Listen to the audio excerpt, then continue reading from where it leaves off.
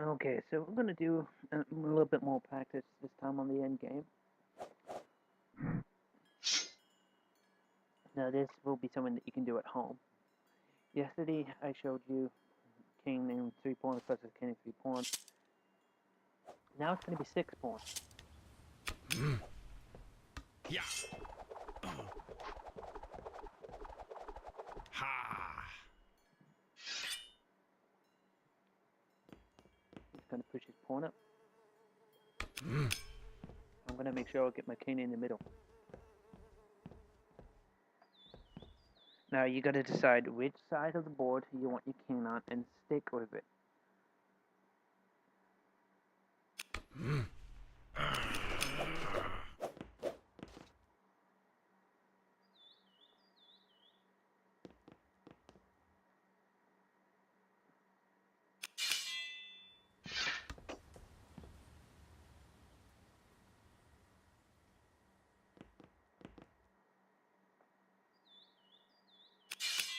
So right now my king could come over to this side and take all this pawn.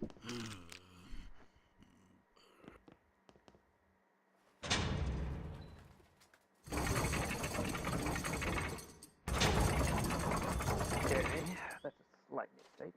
I can take it.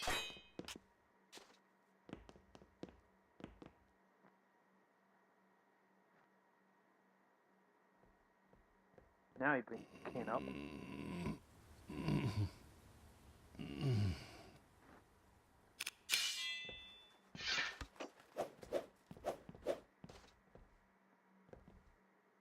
Oh, looks like the other cat came in now, Fiona and now Stella. Let's go ahead and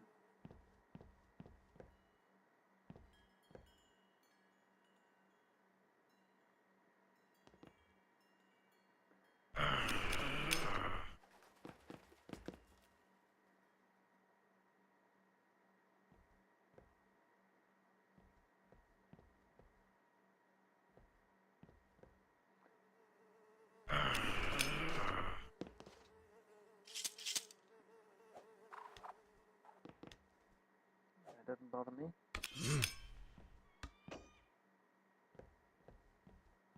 Now my king's behind his lines, I can do a lot of damage.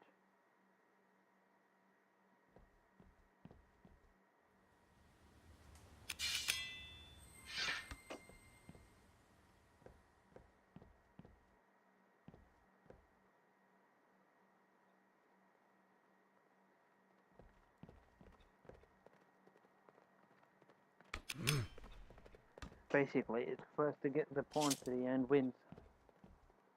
Yeah.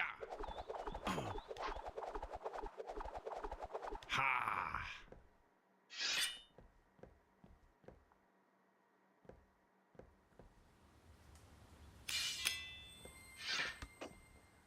So, okay, my king's cleaned up his 3 pawns.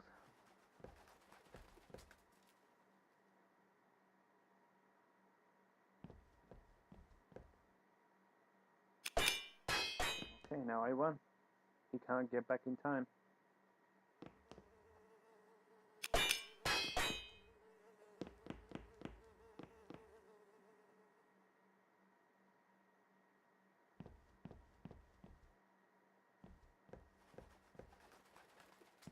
And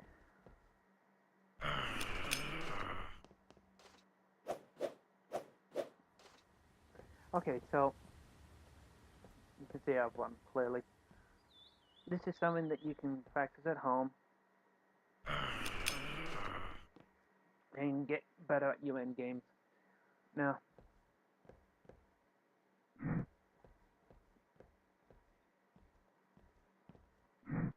once you feel that you're comfortable with this,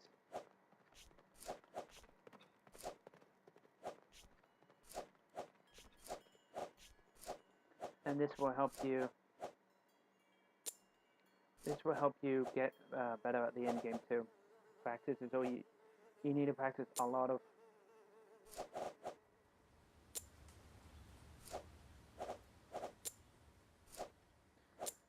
You really need to practice a lot for the end games. So you set up like this. I realize it's not a real game. King versus 8 pawns, king versus 8 pawns. First pawn to the end wins. Okay, and then once you've done king and pawn, you can try a bishop with each other.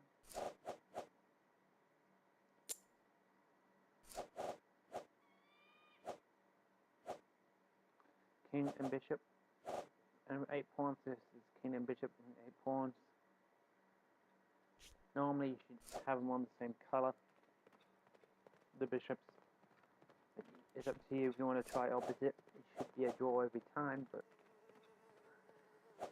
And then after that, progress to the knight. 1 knight versus 8 pawns and a king. And then go up to the rook. It's up to you which side you want the rooks on. But you have to start opposite each other. And then of course after the rook, you can play with the queen.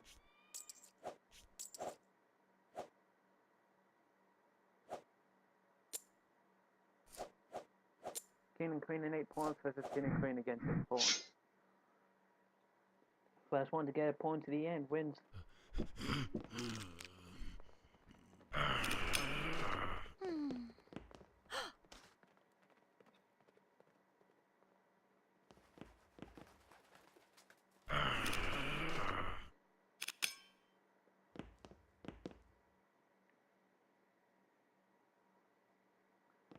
A little mini game that I used to play a lot of times when I was waiting for the club to begin, and I got there early.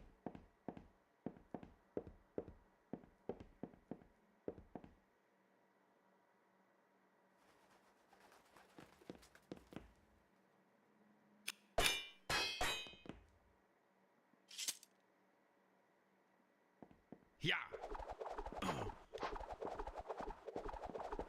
Ha.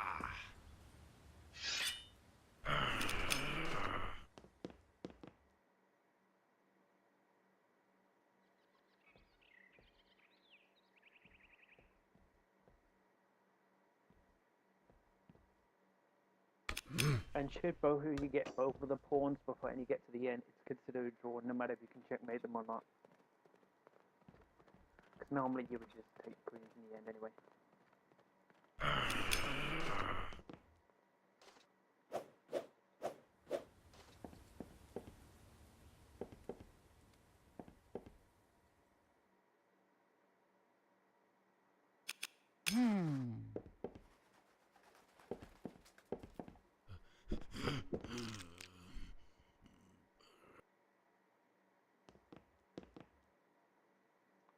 On percent time.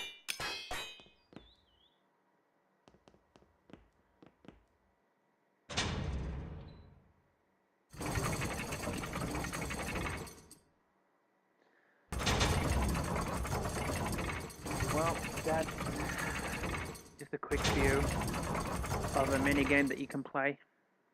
It will help you practice your end games and practicing, and it's really good practice. Okay, so the other main thing I wanted to discuss, like I tried to show you yesterday, is about the pinning against the knight. Now, of course, it does vary depending which knight gets pinned. Ha. But normally, it's not a good idea. I mean, it does nothing.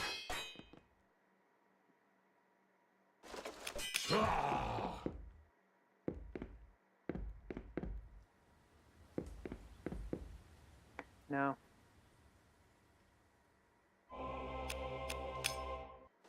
black has just very rudely pinned the knight against the queen. Now, most people tend to just push the pawn up, so that just weakens your king's side and encourages him to take the knight. The one thing that you should never do is, I mean, yes, it'll push the bishop back, and it still has the pin. this is what most people do. And black's response is this. It keeps the pin on. So it's really not worth doing it. So, I mean, then people will follow up like this. And that's just a huge mistake, because your king sides are totally obliterated. And you're not going to be able to castle. Ha! I mean, yes, they can put the knight, bishop back here, and so on. And then the knight to the side to win the bishop, but that's nothing. The better move is just to ignore it.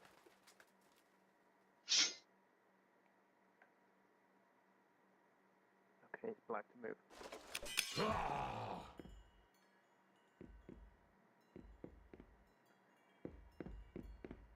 So, as white, the best thing that you could possibly do is just ignore it, because it does nothing but tie down the black's piece. The bishop has to stay there, guarding the knight. So, you can go ahead and do whatever you want. Well, you see, the bishop's just standing there doing nothing. The knight can stay here all day, like, it doesn't really matter. Eventually the queen can move.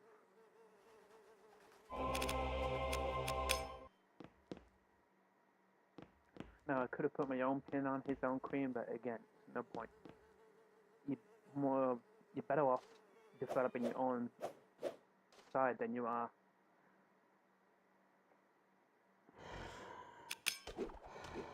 See, this is how like a normal game would develop. Then whenever you're ready, you can move the queen or put the bishop there. And all that happens is an exchange.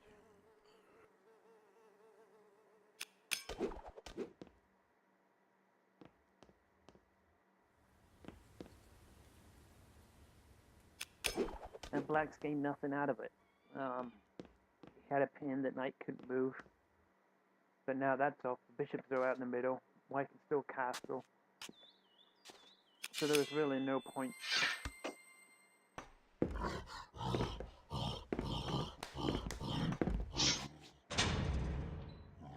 So, like you see, the main point of it is that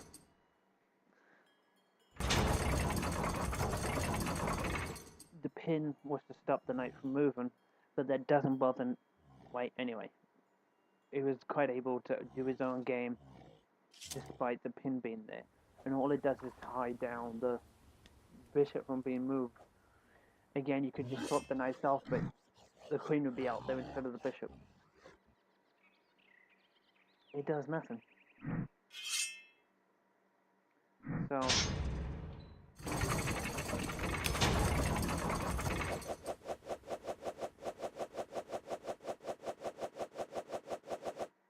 I mean, yes, you do have the other type of pin. You have D5.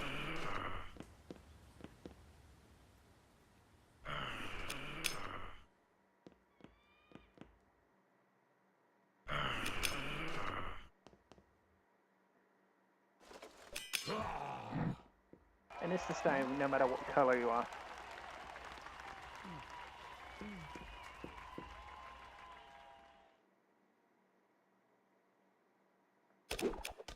I mean, this is kind of the worst type of pin to do. Because, okay, I pinned the knight against the king. The knight's not going to move. And again, since it's on the queen side, it can be pushed all the way back.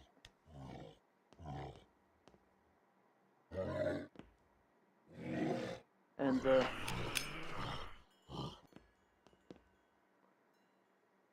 it does nothing, absolutely nothing. And then the bishop's lost.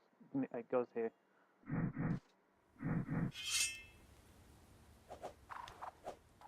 Now, instead,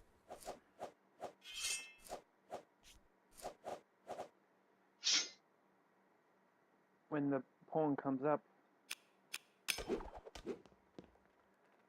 white's going to be forced to take the knight, Yeah. otherwise he's just going to lose the bishop anyway.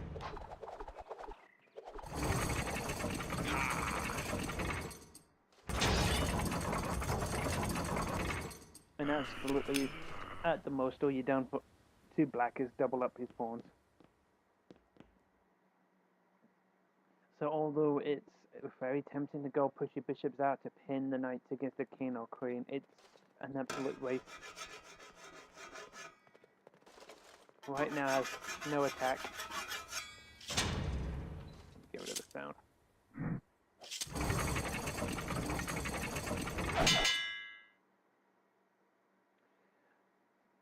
White has no attack going.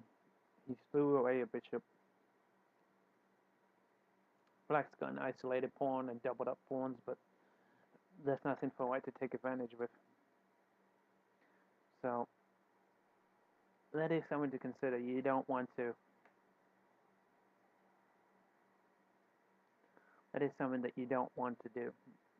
And consider anything else and not doing that. I mean, yes, they can become very helpful, like pawn to e4, e5, right here.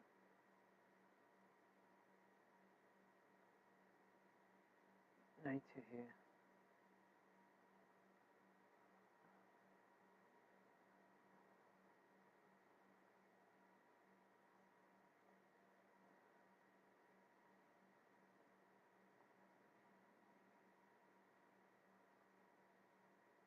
I mean, this may seem helpful because now you pin the knight against the king, and now this pawn is hanging because if black cannot protect that pawn anymore. However, all white has to do is this. Now that pawn's protected.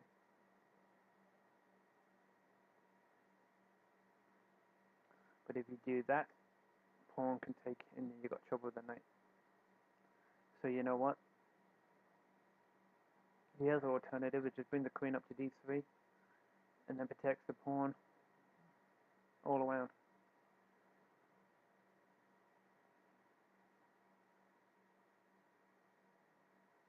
Black can do this to support the knight, and then you're just back to where you were before. The bishop gets pushed back, or at the most you swap,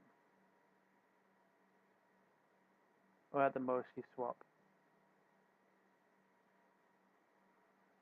You don't even have to do that. It may be worth just doubling up the pawns. But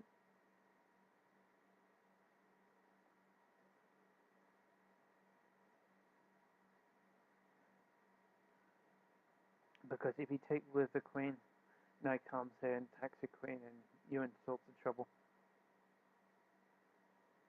Yes, you do have an isolated pawn, but your center is well protected, and you got the king side to develop. So although the pins on the knights on f3, c3, f6, c6 are very nice and attractive, they really don't do much at all.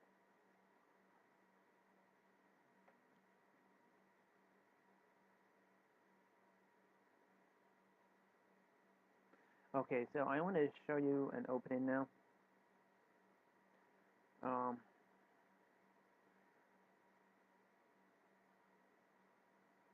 This is a normal opening.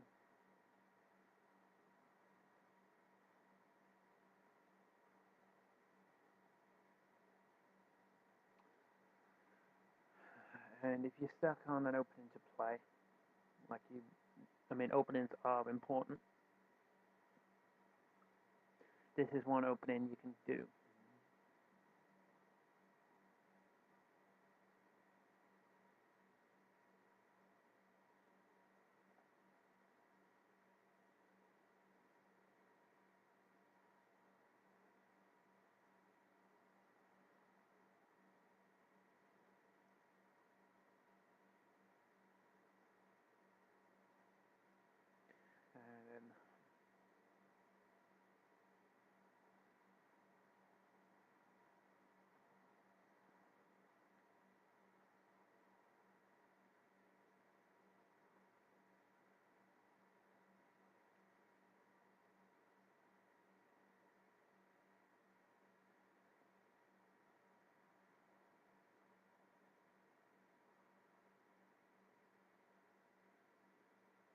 This is the Sicilian Night Off.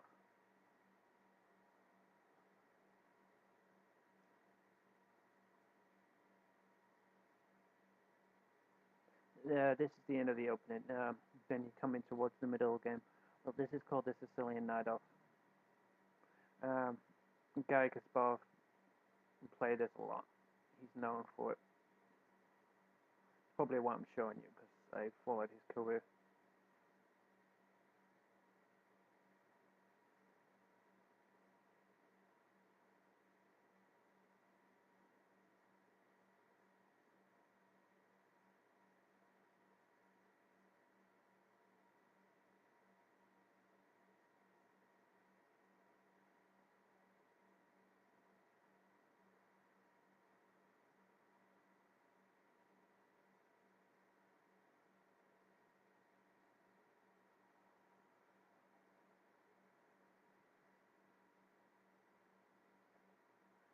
And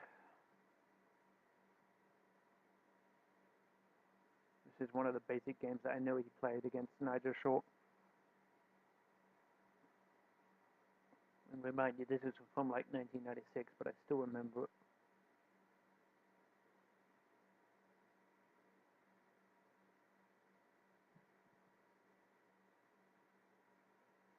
And then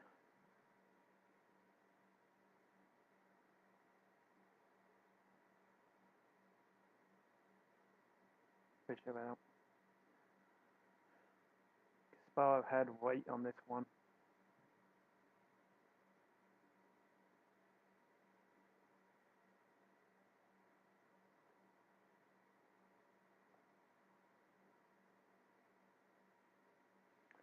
Nigel Short kind of castled into danger on this one.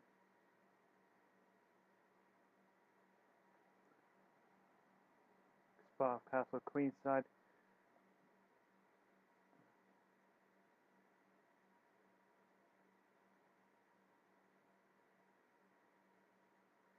And then he had these rooks come to here and push the pawns up.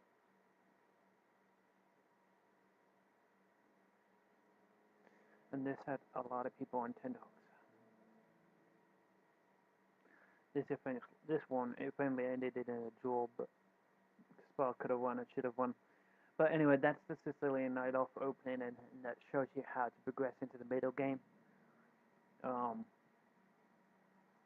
As white and black, you've got a pretty good opening. No pieces have been taken, except one pawn in the middle of each. And both sides are a solid footing to carry on into the game. Next move for white probably is going to be king to G, B1. Now black's going to want to do something in the middle of these two. Okay, well, we'll do some more next week. Thank you. Have fun.